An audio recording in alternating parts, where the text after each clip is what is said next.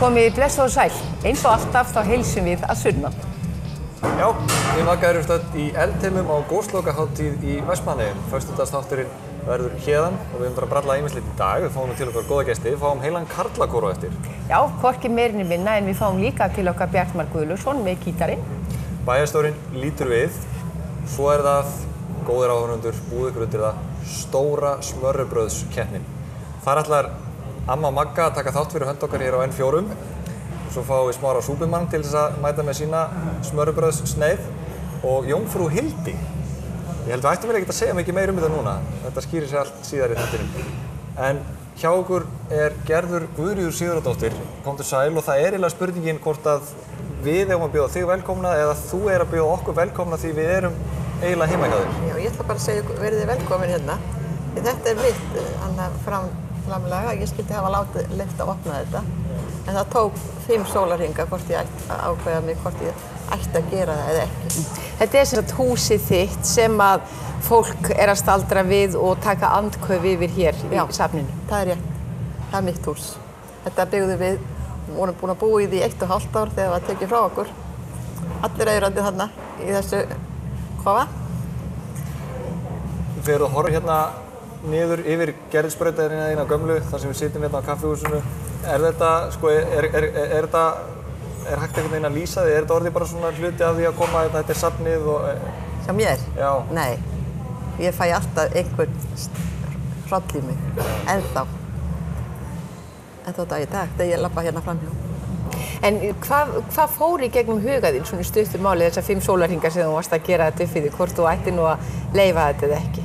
Það fór það í gegnum huga mér. Ég varð að taka þessa ákvörðun eiginlega ein. Maðurinn mér var látinn og ég vissi það að þetta yrði svolítið erfitt að þurfa að feysa þetta þegar þetta væri komið undan öskunni. 15 metra ofan á þakkinu ösku. En börnin mín 4 sagði, við stöndum með þér hvaða ákvörðun sem þú tekur, hvort þú leyfir þetta eða ekki. Og ég ákvað það þegar ég heyrði það hjá unga fólkinu að þessi atburður var að týnast. Tyrkjaránið, það lifir ennþá dag í dag, en þessi atburður var að hverfa. Og þú manst að ég sagði það við þig einu sinni, þessi atburður á undanhaldi. Og þá varð maður að leyfa þessu að koma upp á yfirborðið og leyfa fólkinu að sjá þetta. Það núna 42 ár síðan gaus og það var einmitt á þessum slóðum og þegar 40 ár voru liðin, það var svona einn stærsta góðslokahátíðin, þá gekk fólk kannski svolítið gegnum þessa uppgjörsumræðu líka í tengslu við alla umræðuna við safnið. Þannig að það var það sem að þú hafðir að leiðarljósi þegar þú tókst þessu loka ákvörðun að það væri fyrir þig og kynslóðina sem á eftir kæmi. Já, það var það. Og líka fyrir það fólk kannski, það losar kannski þetta fólk sem að misti húsin sín og átti ekkert afturkvæmt í sín hús eins og ég, að þá kannski losar já, við getum bara byggt aftur. Þetta eru dauðir hlutir sem við verðum að bara vinna úr þegar kemur svona högg á okkur, en það er númer 1, 2 og 3, það er lífið. Það var enginn sem dó í þessum, þetta er algjört kraftaverk og það var bara því miður einn maður sem þurfti að deyja, en það var bara óhapp, en ekki í þessum hörmungur sem dundu yfir hér. Lést af gaseitruna sem var á bænum. Já, það var bara óhapp. Já. En ég ætla að segja ykkur eitt, þegar fólk fer að hugsa hvað gerðist á undan eldgosinu, það var alveg óskaplega skrítið og þarna furðu hluti sem gerðust á undan eldgosinu vegna þess að þá fer fólk að hugsa að þetta er algjört kraftaverk, gjörsamlega algjört kraftaverk. Þessi hlutir voru bara allt þetta vonda veður sem var deginum á undan, allir bátir í höfn. Ég hugsaði oft það ef bara allir hefði verið á sjó, konur með börnin, hlaupandi frá þessum eldhafi, það hefði verið svolítið kaos. Það hefði verið mjög erfitt að hafa mennina út á sjó. Þannig að einhver hélt verndarhendi yfir ykkur. Heldur betur. Og kemur það ekki við sögu í sýningunni? Því þú ert að setja fyrstu málverkasýninguna í eldheimum? Það kemur við sögu. Og ég var að mála 2 myndir sem það var svona eyjarnar svona í fjarlægð. Og þetta er svolítið heitar myndir, svona rauðar og gular og hvítar. En Ég vissi bara ekkert hvað ég átti að setja. Sko, það var svolítið dauður svona partur á myndinni. Ég vissi ekkert hvað ég átti að setja. Skelli bara sikkurum englinum á. Það er bara Gabriel, erkiengill og annar. Þetta er bara hugmynd. Og upp úr því, þá fór ég að hugsa þetta er algjört kraftaverk sem gerist. Og mun þín góðbókahelgi fara í það að sýna fólki sýninguna þína hér í Eldheimum helgina? Já, bara allir velkomnir. Langir dagar framöndan? Já, ég reyni að standa mína plikt. Og hvað verður hún opin lengi? Ég klára hann á sunnudaginn. Hún er opin í dag, frá 5. degi, frá 4 til 6 og svo frá 11 til 6, föstudag, laugardag og sunnudag. Svo tek ég niður og fer heim til mín til Reykjavíkur. Þó ég er heima hérna í Anda, í Vestmannaeyjum. Kíkjurðu einhvern tímann inn í húsið þitt? Já, ég geri það. Og ég sé ýmsa hluti þarna sem ég á. Og ég á einn hlut heima sem ég lét ekki verða eftir. Og það var eiginlega bók sem maðurinn minn átti, heitir Svaðilför í Suðurhöfum. Og það er ótrúlegt að sjá bókinu, hún er bara brunnin yst, svo bókakápan. Og svo heila blaðsíðurnar inn í. Og svo tók ég, sem ég fann fann ég silfur, svona mólatöng. Ég hefði fengið þetta í brúðhöggju og hún sér ekki á henni. Þannig þú hefur fengið að taka, eða ekki fengið, þú er ákveðið það að hafa eitthvað af hlutunum svona bara fyrir þig persónulega. Já. Því þú ert að vissu leyti að stilla hérna þínu gamla heimili til sýnis. Ég að gera það. Og brúðagjafirnar eru þarna í vikrinum og vasarnir þarna, silfurskálar, eldhúsáhöld. Það er fullt meira og það er fullt þarna undir fötin af börnunum. Það er ýmislegt sem myndi koma í ljós ef ég myndi bara fara að gramsa þarna meira. En við séum bara takk fyrir að bara bjóða okkur heim. Ég held að sjálf á þetta að segja það. Já, takk. Heim í þitt gamla líf. Takk fyrir að koma og vilja tala við mig.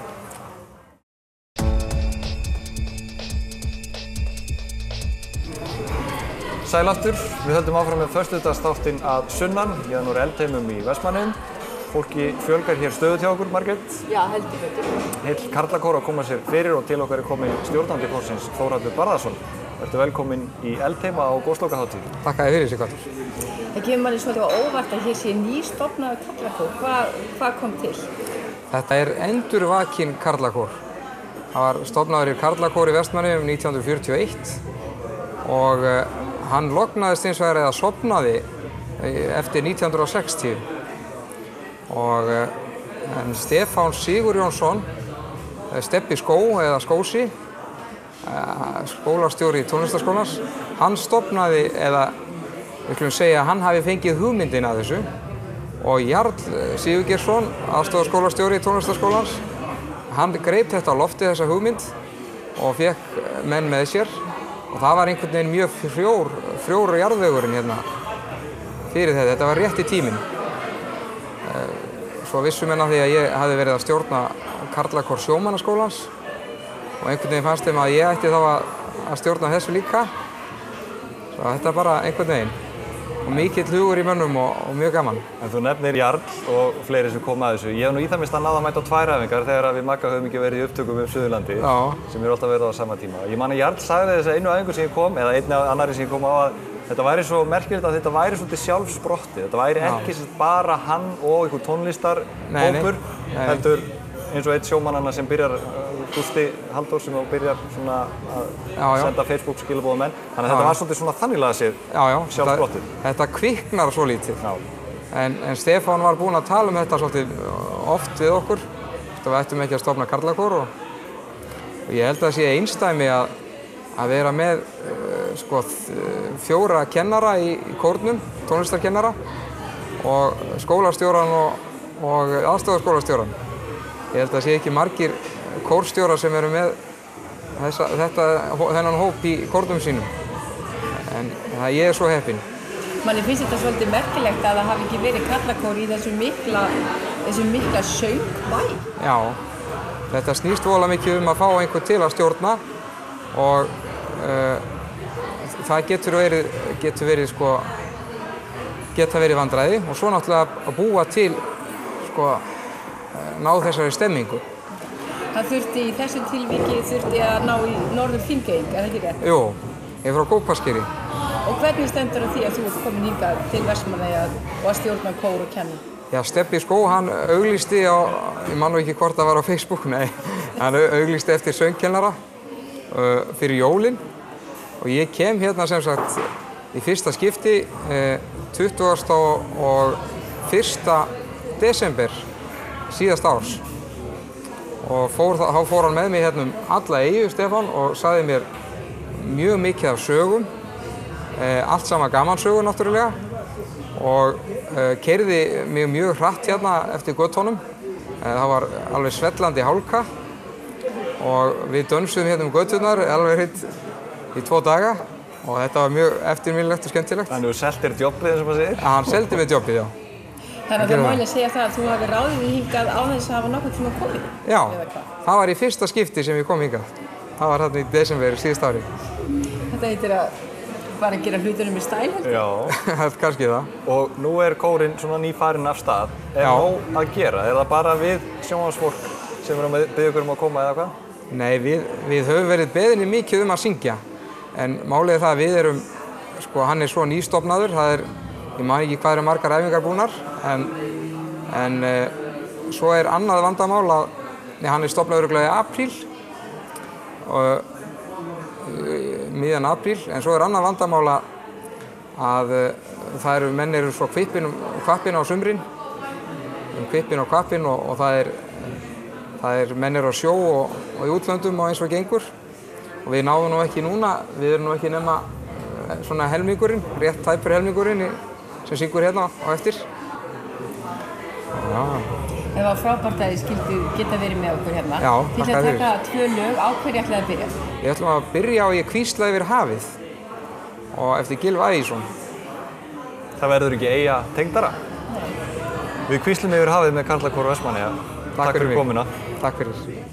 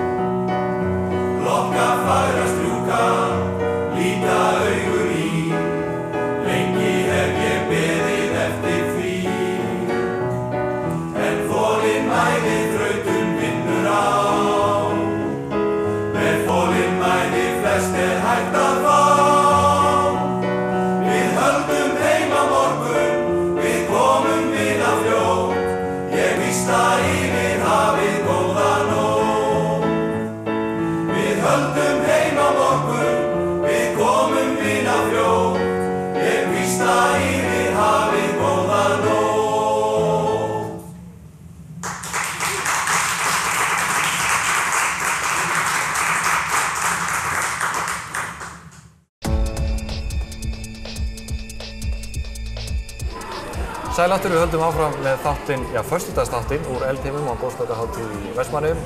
Föstudagsþátturinn af Sunnan Margrét. Já, sannarlega.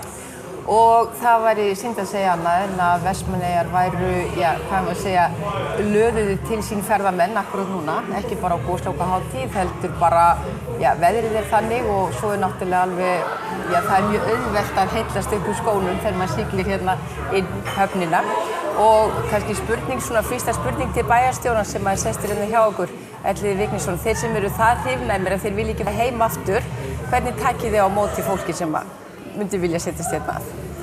Við tökum vel á móti fólki, bæði hvort sem þau eru ferðamenn til skemmri tíma eða fólk sem vil flytja til Vestmannaeyja. Og gaman að þú skulur hafa orðað því að fólk rífist af því að koma til Vestmannaeyja, af því að við rífumst líka af því að taka á móti fólki.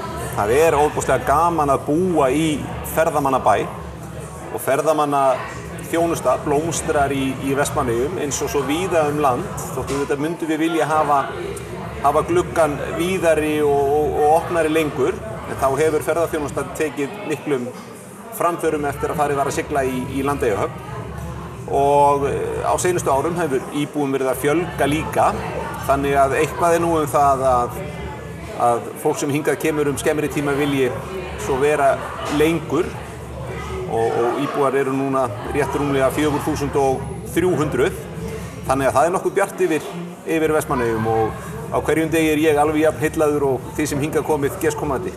En hvað með hérna húsnæðismálin hérna? Auðvelt að fá húsnæði hérna? Það hægt að fá húsnæði. Ég myndi nú ekki segja það veri auðvelt, en það bæði að komast í leiguhúsnæði og sömuleiðis að þá hefur mikið verið byggt í Vestmannaeyjum á seinustu árum, svona miðað við stærð samfélagsins hér. Þá hefur bæði verið byggð fjölbýlishús og einbýlishús, þannig að það nóg pláss fyrir alla. Það kannski ágætt að hringja undan sér samt. Það svona fyrir kurteisissæki, þá þurfum við kannski örlítinn undirbúning til að taka á móti ef að straumunum verður mikið umfram það sem núna er. En talandi byggingar, nú erum við í Eldheima-safninu sem var opnað í fyrra eða ekki, eða eru komin 2 ár strax? Það var í fyrra. Það er í það minnsta 42 ár frá því að gaus á þessum slóðum. Það margt sem hefur gerst, það eru 10 ár frá því að fyrsta skóflustungan var tekin, þá var farið að grafa upp fyrstu húsin. Það er ýmsar hugmyndir ræddar. Hvernig finnst þér svona þegar uppi staðið í dag og hér setið í rólegheitum yfir kaffibolla til hafa tekist eins og þú segir með tilliti til aðdráttarafls þessa staðar fyrir ferðamenn? Ég er óbúslega fegin að við gáum okkur tíma til þess að svona meðhöndla hugmyndina. Og þetta safn er náttúrulega glæsilegt og einstakt á heimsvísu eins og þessi viðburður er. Þetta er í eina skiptið þar sem að það gís í byggð. Þetta er eina skiptið í veraldarsögunni sem að fólk væri þar brjálæðislegu hugmynd að reyna að hægja á eldgosi. Eldgosi eru öflugustu náttúruváin sem hægt er að glíma við. En fólkinu hér í Vestmannaeyjum, þeim datt það í hug og tókst það með ágætum að hægja á gosinu. Þannig að það er svo mikil saga að segja hérna. Og við fengum til liðs við okkur færustu Íslendingana til þess að búa til þessa sýningu. Það hefur tekist vel og svona skilaboðin sem hann fékk frá okkur var dálítið að passa sig á því að sýningin er bæði fyrir heimamenn og gesti. Af því að það er erfitt að segja sögu sem er svona nálægt okkur. Þetta snertir okkur. Þetta var engin þótt að goslokin séu svona gleði hátíð. Þá var gosið engin gleði viðburður.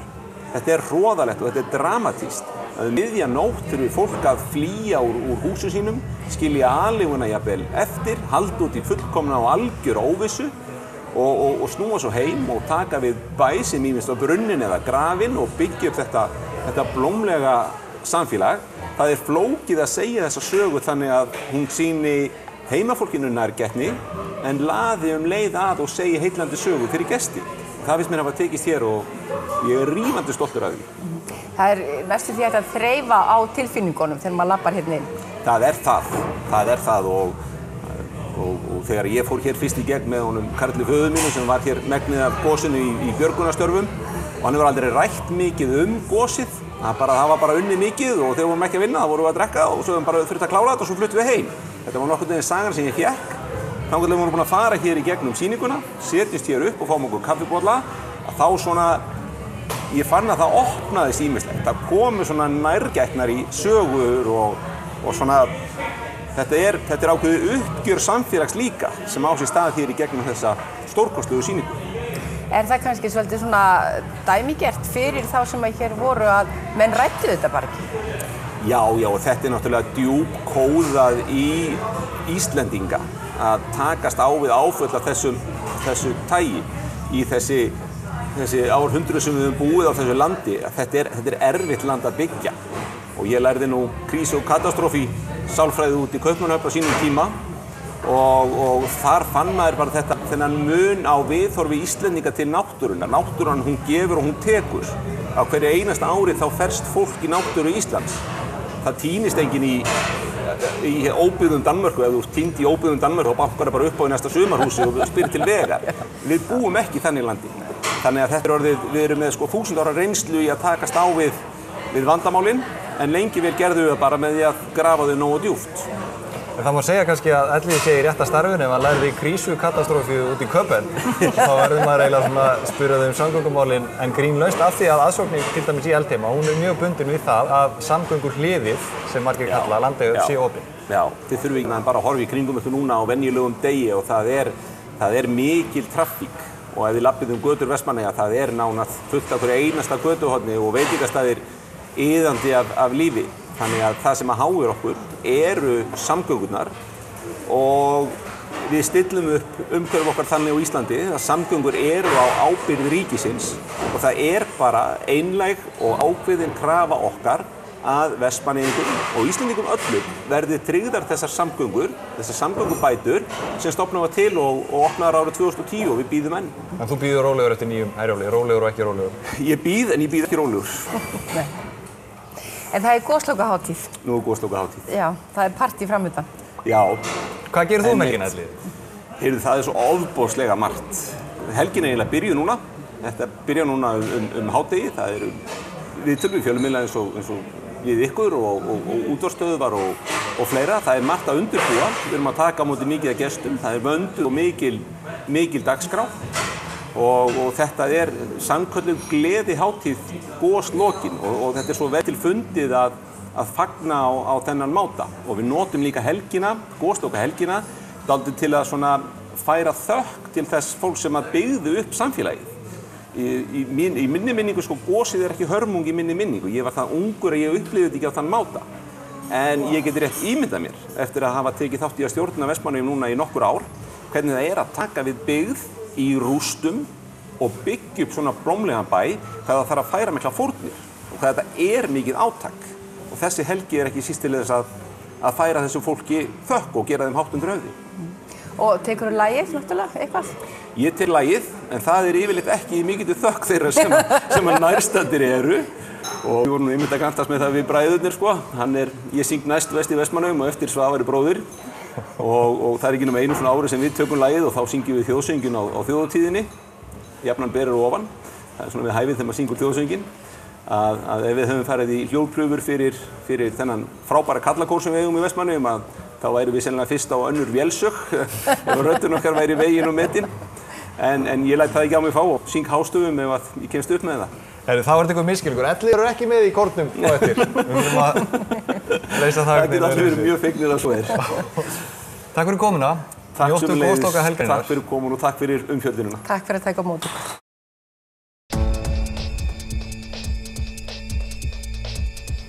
Þá höldum við áfram með föstudagsþáttinn á N4 að sunnan. Við erum í Eldheimum í Vestmannaeyjum. Það er goslokahátíð og já, nú stendur mikið til. Grímur Þór Gíslason, þú bara kallaði Grímur Þór, þú ert skammaður en ég ætla að gera það núna. Já. Grímur kokkur. Já, það passa betur. Þú verður eiginlega aðstæða mig í gegnum þetta vegna þess að það kom til tals hjá okkur Möggu hvort það væri til eitthvað sem héti gosloka eða einhver sér réttur var þetta goslok og úrvarð þessi hugmynd að efna til smörrebrauðskeppni. Já, mér finnst þetta frábær hugmynd hjá ykkur. Og er hráefnið þitt fyrir það fyrsta eitthvað notað í smörrebrauð, þannig segir? Jú, það er gripið í það en kannski opnum við víðari samhengi í þetta. Þannig að ég hlakka mikið til að sjá útkomuna í þessu. Þannig að það verður spennandi. Við erum með hér fyrstan frá vinstri, Smári Superman. Þú ert margt og mikið í þessu samfélagi. Við ekkurum á bíl sem er merktur með Superman-merkinu. Af hverju ertu kallaði Superman? Þetta bara festist við mig. Ég veit ekki hvað er langt síðan og þetta bara er þægilegt að hafa þetta og krakkarnir eru hrifnir af þessu og af hverju að hætta.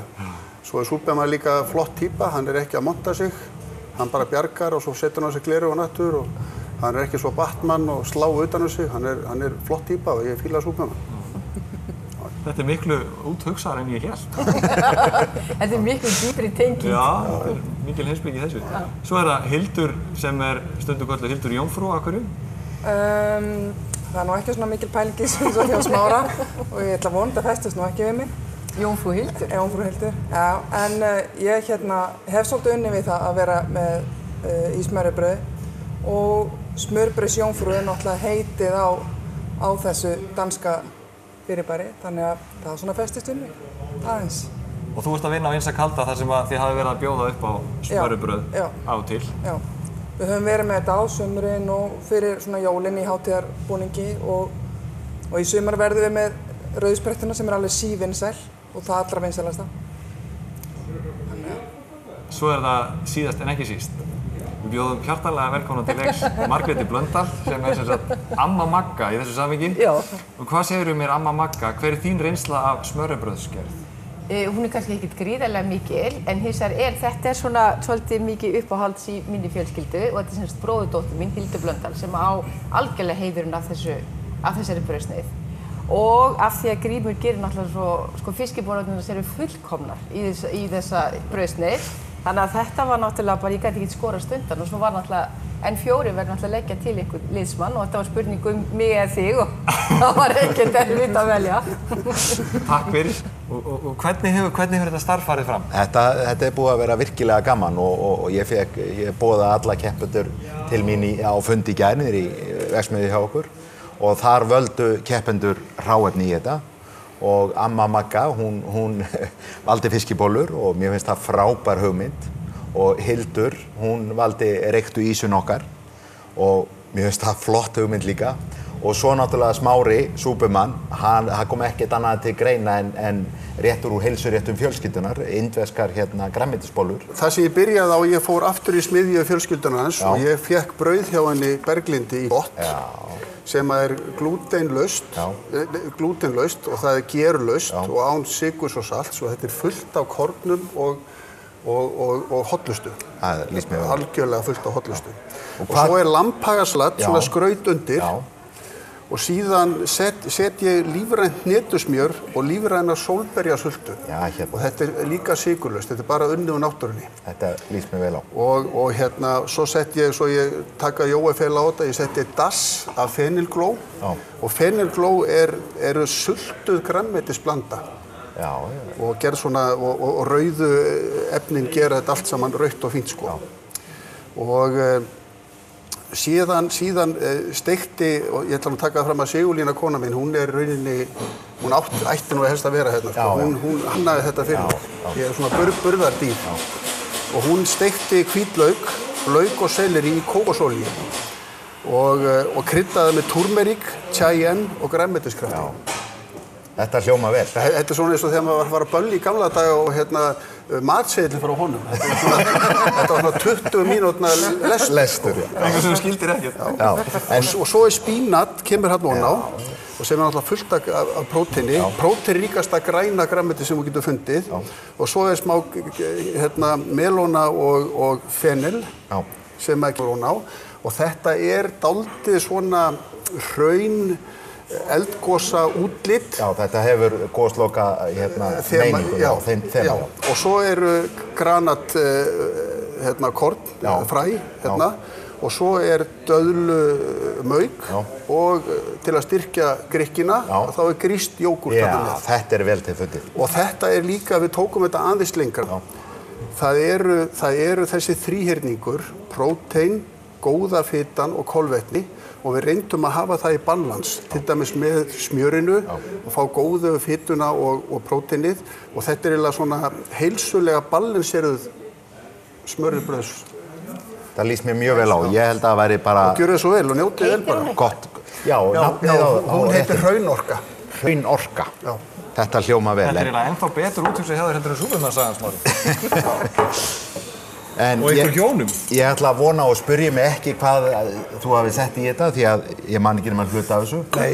En það kemur ekki að sög. Og svo höldum við okkur frá áfenginu í þessum og fáum okkur hérna topp með þessu. Með hollustudrykk með. Vá.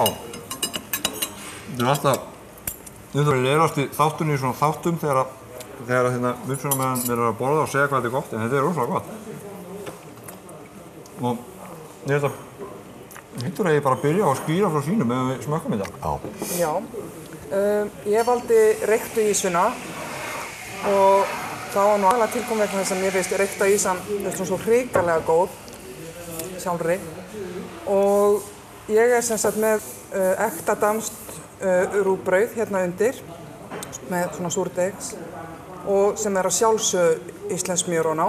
Svo seti ég á þetta reyktu ýsuna sem ég bara létt sauð á það. Og svo bjó ég til remolaði eins og ég var að koma að áðan og setti út í það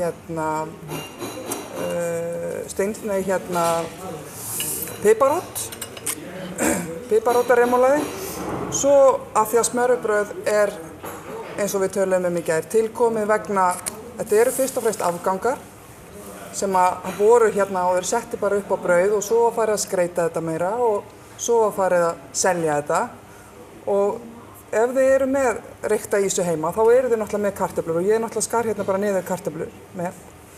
Og svo er ég hérna með rauðkál, bara sem sagt ferskt rauðkál sem ég hakkaði og radísur og vorlauk og svo náttúrulega lampasalatið. Og það lítur svona út. Þetta lítur vel út. Ég held maður verði nú að skóla munninn á milli. Já, er það ekki? Og það er öl. Það er öl og snafs og allur pakkinn. Hver stór brauðsniðin og fætur annar hérna. Og þú mátt byrja þessari. Þetta lítur vel út. Það er nefnilega ekkert allir sem átt að sjá því, eins og þú segir, Hildur, að þetta byrjaði allt sem samtíningur úr ískáp og brauð. Já. Það geta allir gert svona heima hjá sér með því að nýta afgangana og bara, það finnst mér gott. Og ég veit ekkert næringarinnihaldi í þessu og það var ekki það sem ég hafði að leiðarljósi. Og en mér finnst þetta rosalega gott sjálfur. Ég ætla að smakka þetta hérna. Og hvað heitir þín? Já, fyrir ekki. Hún var nú bara nafnlaus. Ég var ekki komið svo langt. Verður við ekki að skuttla í nafn? Já, það verður að koma annað. Þú hugsar á meðan við klárum þetta. Hvernig finnst þér að Sunna? Ég var meira sem ísurreikur og eitthvað. Já, verður ekki bara eitthvað reikur. Mín er... Inn í gröfu. Hvað segir þú, Magga mín?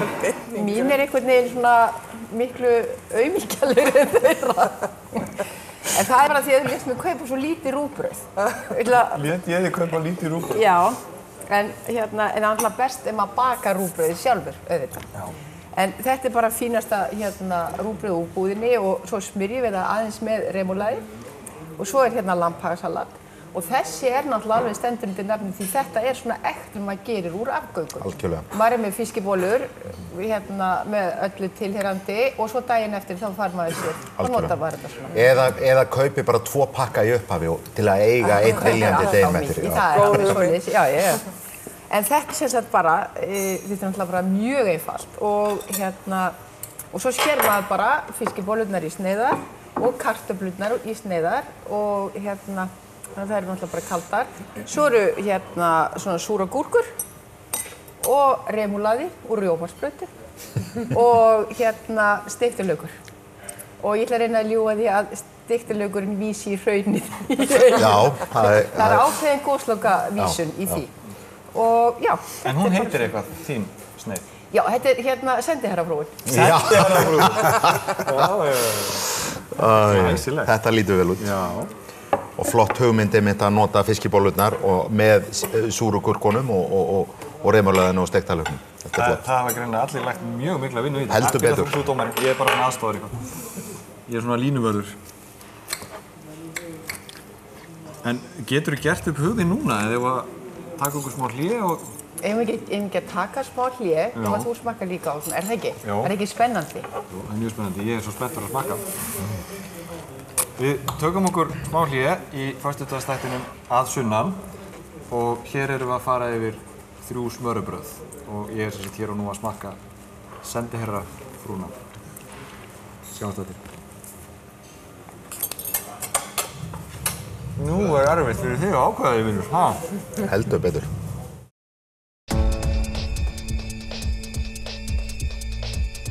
Þetta er föstudagsþátturinn að sunnan. Við erum í Eldheimum í Vestmannaeyjum. Stóru smörrebrauðskeppninni er að ljúka. Gylfi, þetta er svo landslýst bara, Gylfi Þór, þú skoraði úrslitamarkið, Grímur Þór, Grímur Korkur.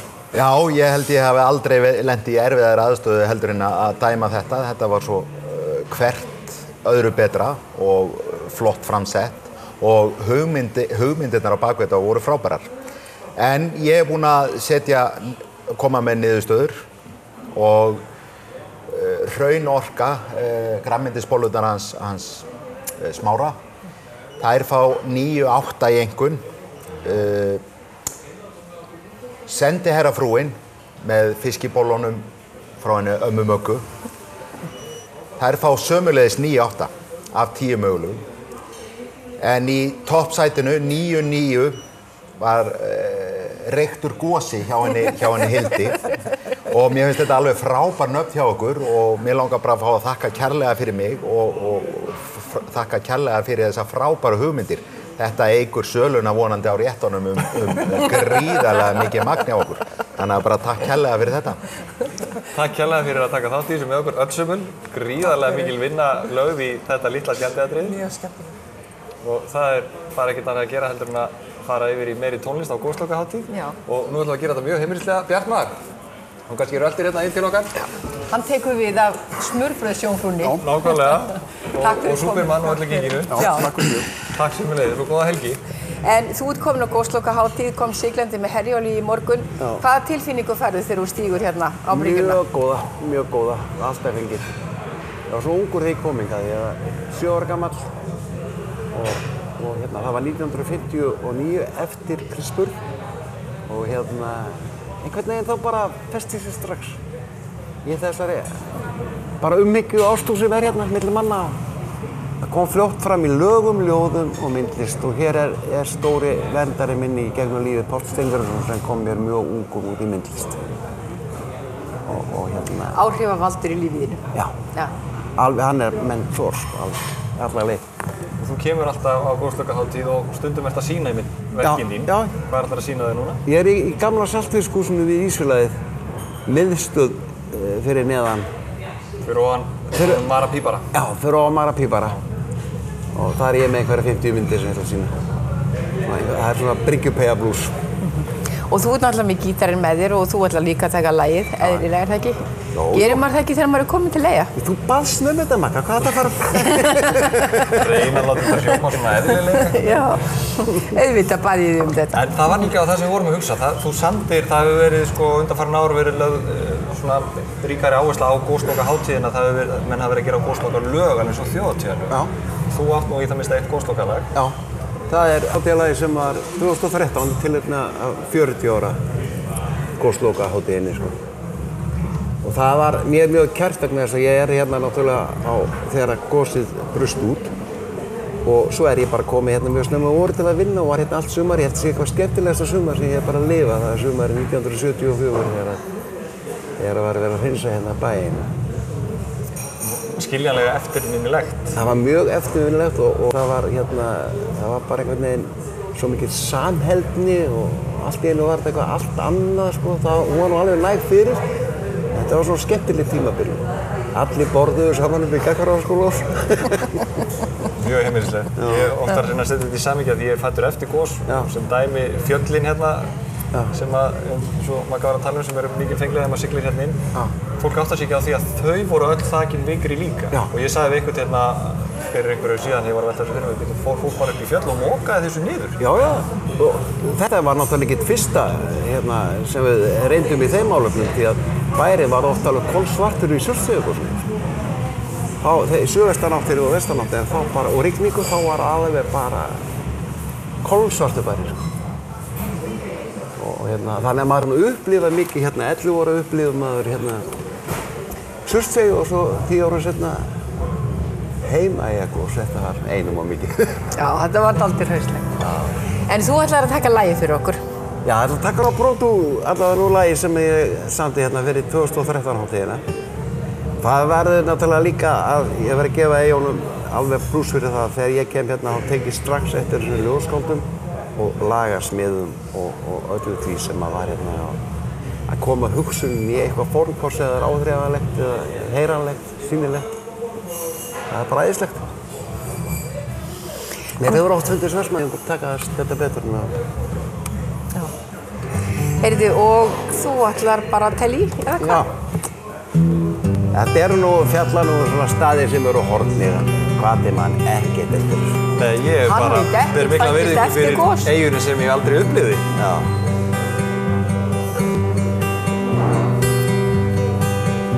Manstu elsku ástin, manstu vorkvöldin í eyjum, manstu þegar við vorum rótarlaus börn.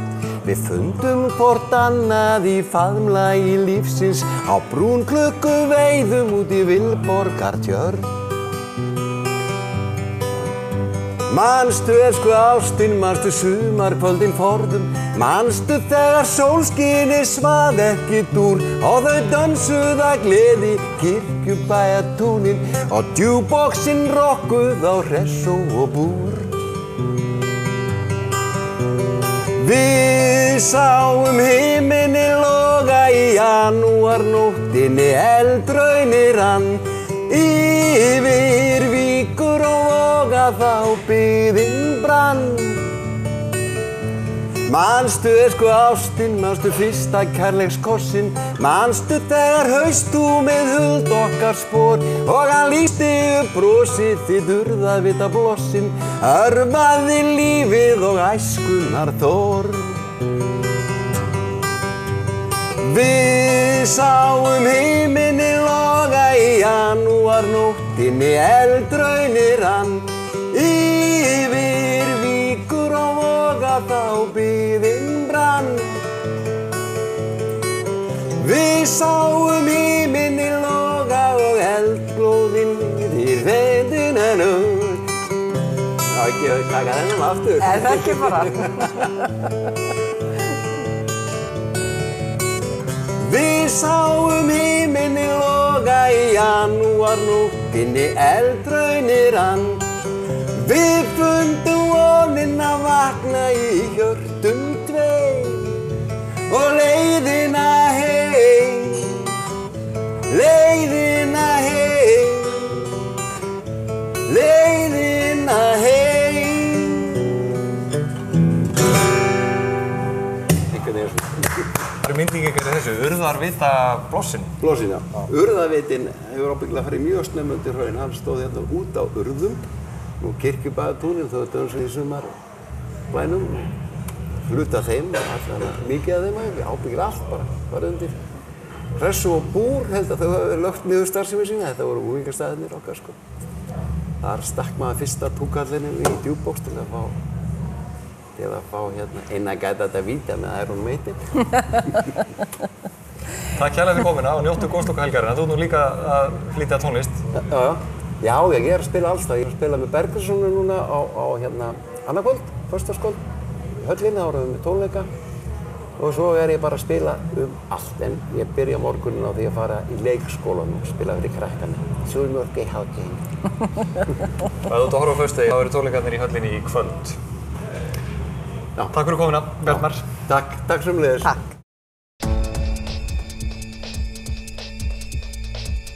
Já, og þá er víst bara að verða fátt annað eftir en að kveðja.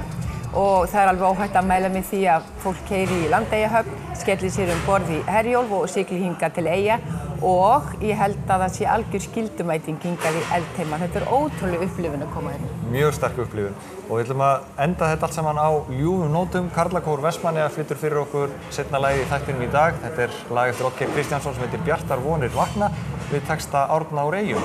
Við segjum bara njótið í lífsins hvar sem þið eruð helgina og hafið það gott. Bless, bless.